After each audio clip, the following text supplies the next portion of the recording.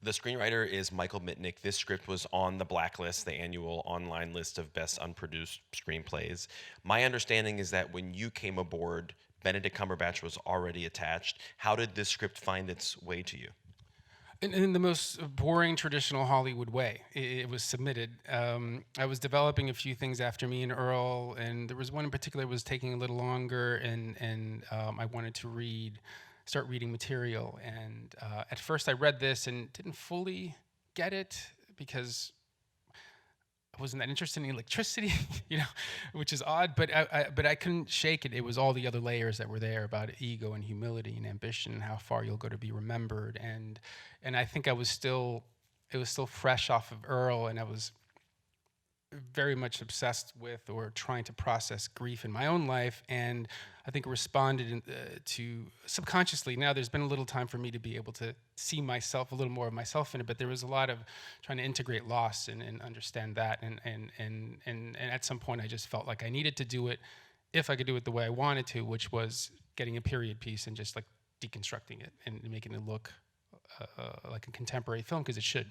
From a point of view of scale, obviously we're talking about something very different from Me and Earl and the Dying Girl, the film you just mentioned, which, by the way, won the grand prize at Sundance. How did you kind of prepare yourself for the bigger undertaking, just from a physical point of view, that this was? Well, I surrounded myself with amazing artists. Some I knew, some I did not. I've been raised. Luckily, I started as a PA. Eventually, made my way to second unit director, and was exposed to some of the big sets. And so the scale is something I only wanted. When you experience it a little bit, that's the kind of, every time when you're a kid and you're thinking of being a director, you think it's Gone with the Wind. You just think it's massive. It's Apocalypse Now. And so I always love that, but ultimately it's as intimate as Earl, because ultimately it's you looking into an actor's eyes, and so much prep has been done with the key people that you're making the movie with, and they're off creating and making that real. So by the time you get to set, you have the opportunity to just create an atmosphere that's safe for an actor, and it's all about that moment and finding truth in that. You have two incredible Oscar-nominated actors at the heart of this film, Benedict Cumberbatch and Michael Shannon. What was most exciting for you about working with them, and did you find their working methods similar to each other or different? But they were AC/DC in real life.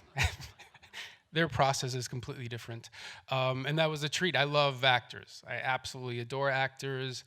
I think one time, someone asked Mike Nichols when he was rehearsing one of his plays that he was directing, how do they do what they do? He's like, you'll never know. It is a miracle. It is a mystery, how you can communicate a feeling and have them all of a sudden make an extension of that imagination, and they make it real. I don't get it, but I love being right there for it. And Edison, because we had the luxury, it was basically shot two movies, the Edison movie and then the Westinghouse film, and they only share one scene together, 1.5, a little bit in the courtroom, and the final scene. And I love watching their body language together, being on the same set. They didn't interact much. They just kept their distance from each other, which I loved. So those moments at the end at the pavilion and at the World's Fair, they're really connecting for the first time, fresh, while we're rolling the camera. That was gorgeous stuff. But with Edison, Benedict, and they have their own process. They approach the material a different way. We challenge it in different ways, and the idea is to be in tune with what makes it safe for them. And it's always, one person could be a little more experimental. One person's changes could be very nuanced. Who would that be? Both are very nuanced, but I think let's see, with Benedict, the text is a little more alive, and we did have the luxury of rehearsal, so we would challenge the scenes. And I think maybe because of Shannon's theater background, he very much respected the text. It was just how to understand every single word and how to explore the nuances and the spaces between them. And one's more extroverted, one's way more introverted, and being an introvert, I know what that is, and being the person I want to be, which is Edison, but I'm not, But it was always fun to just to play with both of them. How about all the spectacle of the expo? Because that is just so amazing to see on screen. Is Is that a mix of practical and post? There was one building that we shot mostly. That's where a lot of our visual effects money went. Mostly, it's a side of one building called the Alexander Palace, I think, and that's it.